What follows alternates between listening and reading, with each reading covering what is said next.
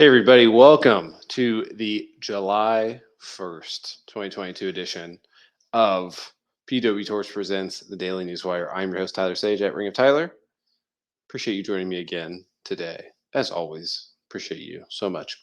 So, first of all, I want to say happy Canada Day to any and all Canadian viewers out there. I only half jokingly say, are you taking applications?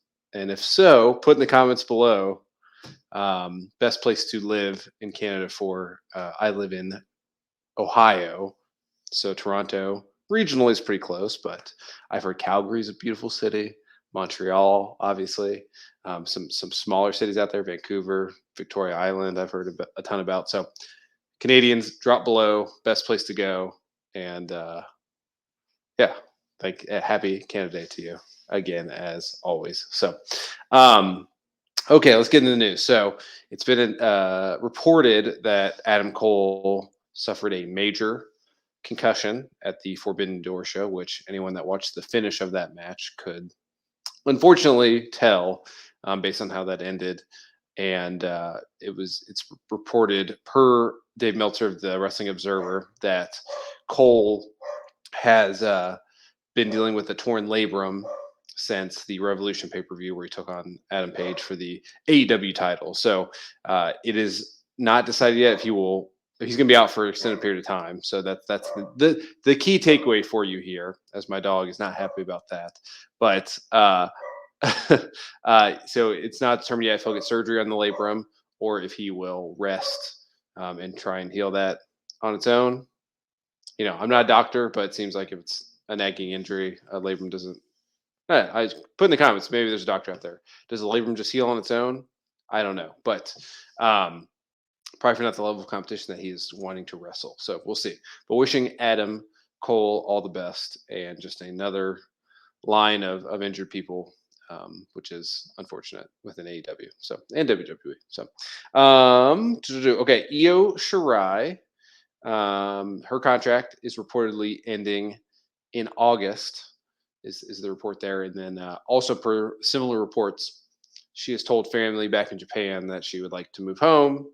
And there's been no uh, illusion that she'll be joining AEW, Impact, NWA, any other North American based wrestling company, at least for the time being. So, um, not shocking the way she's been used or lack thereof for an extended period of time here now within WWE and NXT. So yeah, so hopefully she can go home, and if she joins someone there, that's great. But hopefully she's just happy doing what she's wanted to do. I can't imagine moving to another country and probably not loving every second of your life inside and outside of work. So wishing her all the best as well. So some Forbidden Door buy rate numbers have come in, and it's kind of all over the place. I know Zach Haydorn tweeted at me earlier because he nailed the prediction. Kind of, I would give him some slack on that. We'll wait till we're in person. But it was around 100,000 on the report he sent me, and then I checked.